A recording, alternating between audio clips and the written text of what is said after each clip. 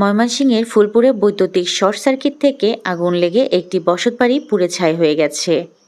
এই ভয়াবহ অগ্নিকাণ্ডের ঘটনা ঘটেছে ৫ই মে সোমবার সকাল ৯টায় উপজেলার সদর ইউনিয়নের মধ্যনগর গ্রামে।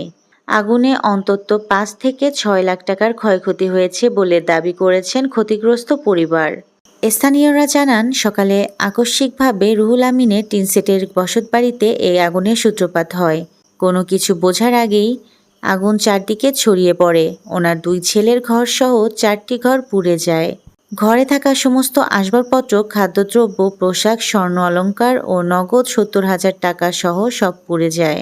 আগুন লাগার সাথে সাথে স্থানীয়রা ফুলপুর থানায় খবর দিলে তাৎক্ষণিক officer in charge OC Mohammad Abdul Hadi পুলিশের একটি টিম পাঠান এবং ফায়ার সার্ভিসকে খবর দেন। পরে ফায়ার সার্ভিসের ইউনিট আসতে আসতে ততক্ষণে ঘরগুলো সম্পূর্ণভাবে আগুনে পুড়ে ভস্মীভূত হয়ে যায়। আর বুক ফাটা কান্নায় দিশেহারা অবস্থায় আছেন। এমন সংবাদ পেয়ে ৬ মে মঙ্গলবার বিকাল ঘটনাস্থল পরিদর্শনে যান উপজেলা নির্বাহী অফিসার সাদিয়া ইসলাম সীমা। ইউএনও সাদিয়া ইসলাম সীমা বলেন, উপজেলা প্রশাসনের পক্ষ থেকে ক্ষতিগ্রস্ত পরিবারকে খাবার বিতরণ করা হয়েছে। এছাড়া উপজেলা প্রশাসনের পক্ষ থেকে আর্থিক এবং টিন সরবরাহ সহায়তা করা হবে।